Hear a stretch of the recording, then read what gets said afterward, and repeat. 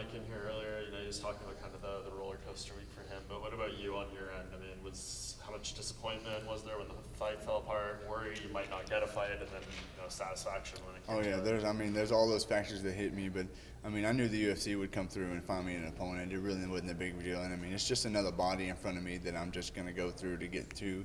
I mean, everybody wants to have stepping stones to get to the rankings, and that's all it is to me. It's just another body they put in front of me. I'm going to beat anybody they put me there.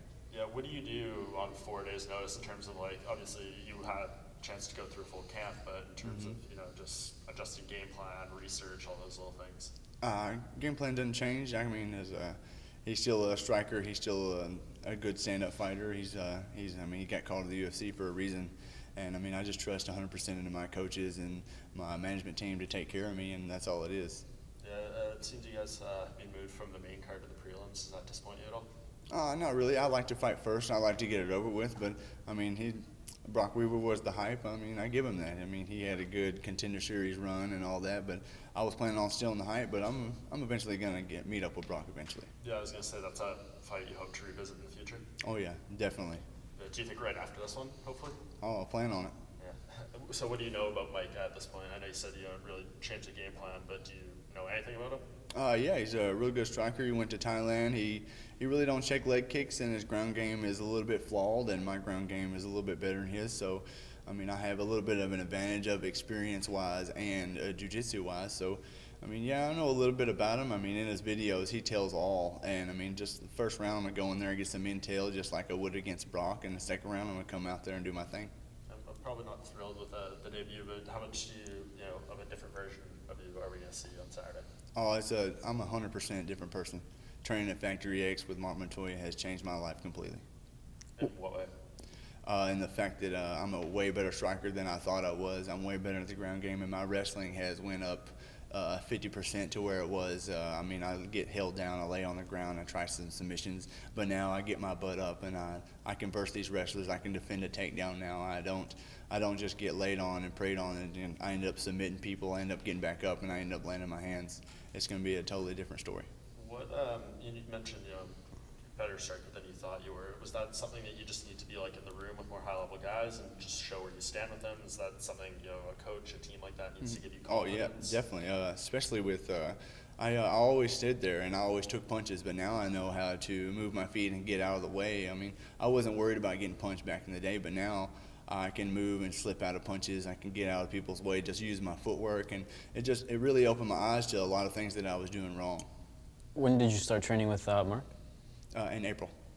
And what made you want to get that change and start training with him? I went to Nashville to watch my buddy with Bryce. Jason House hooked me up with the UFC tickets to go see him, and then I met Mark and I did mitts with him for an hour, and he tweaked a couple things and told me what I was doing wrong, and I mean, it just opened my eyes to, man, this guy knows everything I need to know, and I need to get down there to Colorado and figure it out. It seems that camp has been killing it, for a bit now. What's the energy there and sort of the vibe? It's high energy. We try to boost each other up. We leave our egos outside, and we're like a family.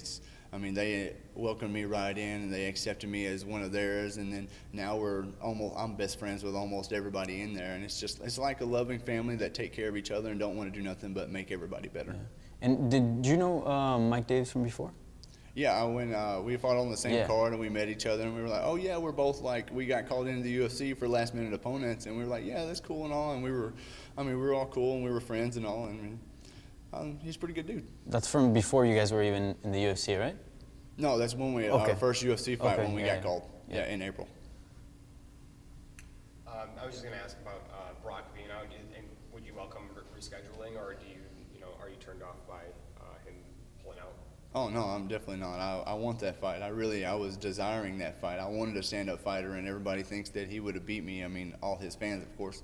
But I mean, I see that he looks at the old me and thinks that I can't do different things, and he thinks that he's gonna walk right through me, and that's not the case. And I don't want him ever thinking that. And yeah, I want that hype. I wanted to take that hype from him because I lost to Roosevelt, which was a Contender Series, had all the hype, and I wanted to steal his hype, and it didn't work. And now I was back in Florida getting another Contender Series hyped guy. I was willing to take that second chance to get my hype going, And I mean, yeah, I definitely want him in the future. I can appreciate that you don't mind being rebooked to the prelims, which on ESPN Plus with the pay-per-view anyway. So, do you take offense at all that they didn't, keep you on the main card with Brok being out?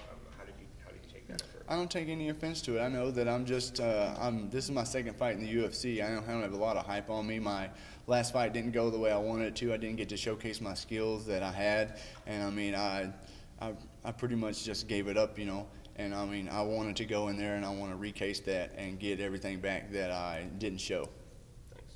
As far as future opponents goes, I saw you had a little bit of an interaction with Gilbert Burns and his brother Herbert trying to get a fight with you. Mm-hmm. Is that something that would be of interest after you finish this fight and maybe after the rescheduled Brok Weaver fight? It really doesn't matter to me. That's up to my management team and coaches. I have 100% trust in them, and they're going to take care of me, and they're going to set me up for whatever I need to do next to get up to the ladder. Was it a little shocking for them to call you out like that on social media? Because I know you're not really one for drama, so it must have been weird having to go back and forth with both brothers, claiming that you turned down a fight and whatnot. It's really no big deal. I understand that they want to fight and they want that money. I mean, Gilbert was trying to get his brother on there and to the UFC to get a paycheck, And he might have got a win against me, but I doubt he would have. And I mean, I'm not worried about either one of them. It's not a big deal to me. I'm not really thinking about Gilbert or his brother. It's just, I'm here to stay, and I'm here to make a statement Saturday night. And when I do that, it's just I'm going to go to my management team and my coaches, and after that, we're going to work with whatever we think's better for me next. It's not about him. It's about me.